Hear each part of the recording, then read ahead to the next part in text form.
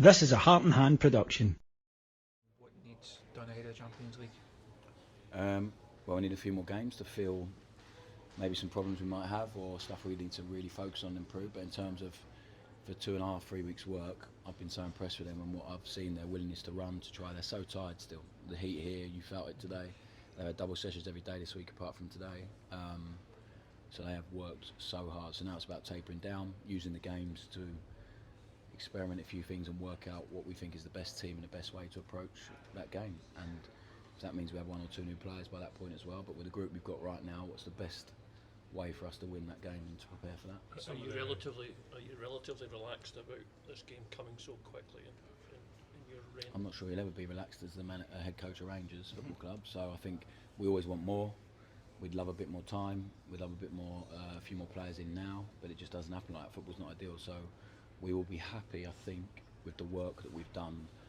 We have to be happy with the work that we've done to try and put performance on the pitch to win the game and to look like us and to make sure we have something to really build off. In terms of players who have had moves before you came here, made the bigger money moves, like Rami, Cortez, Danilo, just wonder what you've made of working with them so far? Good guys, really good guys. Trying everything to make it work here after different experiences so far at this football club, but they've been brilliant to work with. Really, really good. All come back in good shape, working really hard, and now it's up to them to make sure they sort of become part of the plans or part of the team. What's your thoughts on Raskin? Also, a lot of speculation about him. He's seen as like a prized asset within the club. What's he been like as a player, a person, and where do you see his He's been future? good, Nico. He's been good. He has so many tools. It's up to us to make him. I think less is probably more with Nico. We can get more out of him, more end product by doing a bit less. So he hasn't got to make the game up now. So it's about making him understand why we're asking him to do what we're going to ask him to do, and him seeing the benefit in it, because he's a really outstanding footballer. And he has big character. I think you need that. Is why he's done well at this football club. He has big character. He wants to take the ball. But I think he's had to do a lot in the previous season, a lot to sort of impact things, whereas now I'm going to ask him to do a bit less, and when he does have to do stuff, to do it with real quality, aggression, intensity, which he has. So hopefully we will be able to bring out an even more impactful Nico, because I think he's a really excellent player. You see him as very much part of what you're going to try and do here?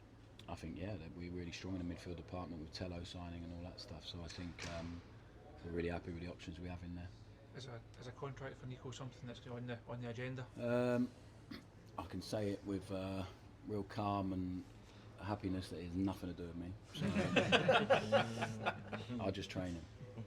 Can I ask about your management style and the standards that you're going to expect from the boys around the training ground, off the pitch, all that sort of stuff? I mean, how are you going to hold them at account essentially?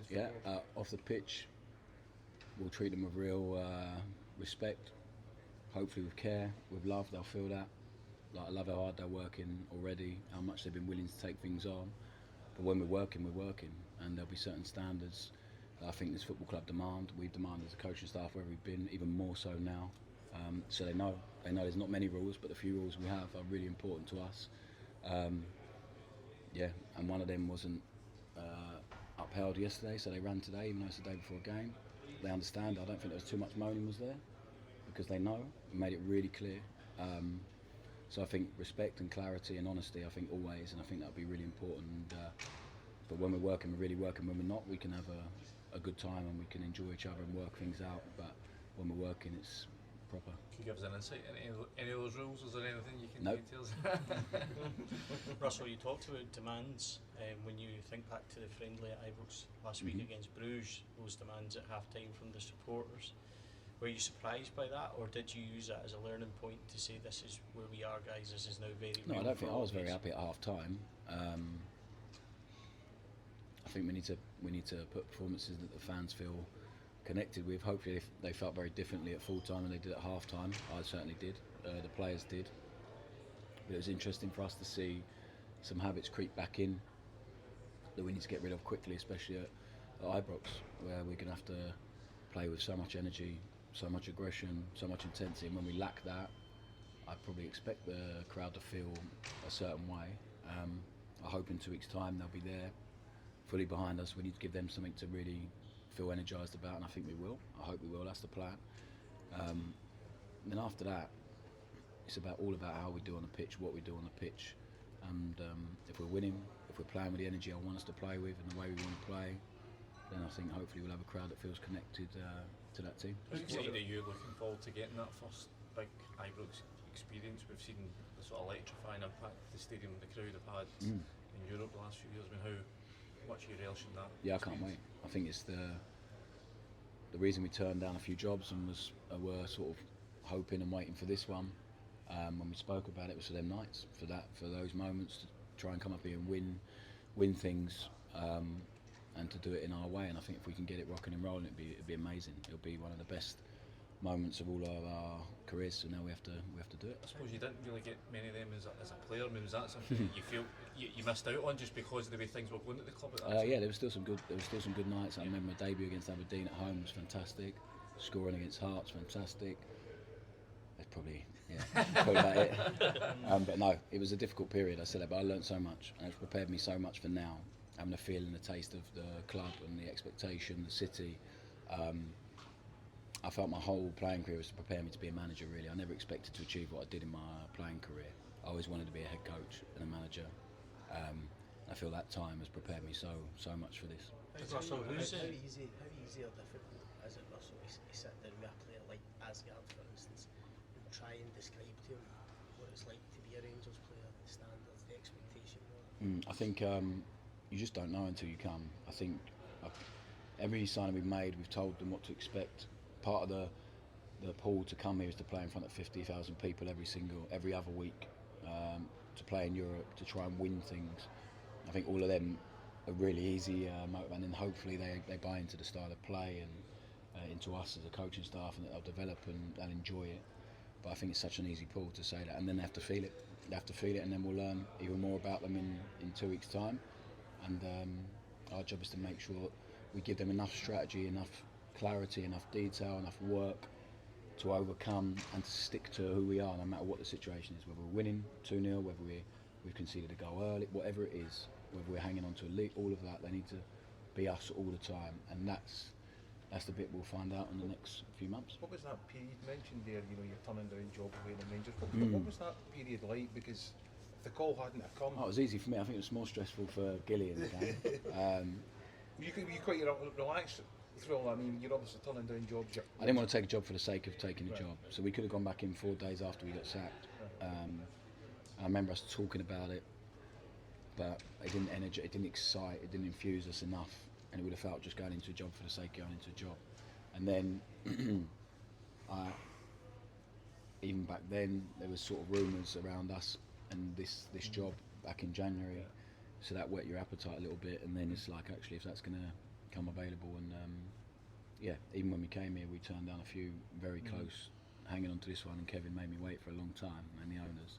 I've got to say it was the most thorough interview process I've ever been involved in, and it should be at this club. I said that, but it's all worked out. We're here, and now we need to make the most of it. How do you get over an experience like what you had through Southampton? How long does it take to get that out of your system? The disappointment, the regrets, whatever?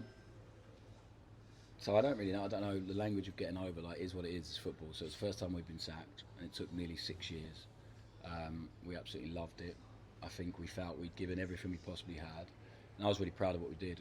We left the club we took over in the Championship, we left in the Premier League, albeit it was tough, with some assets they could really, were really valuable to the football club and still are.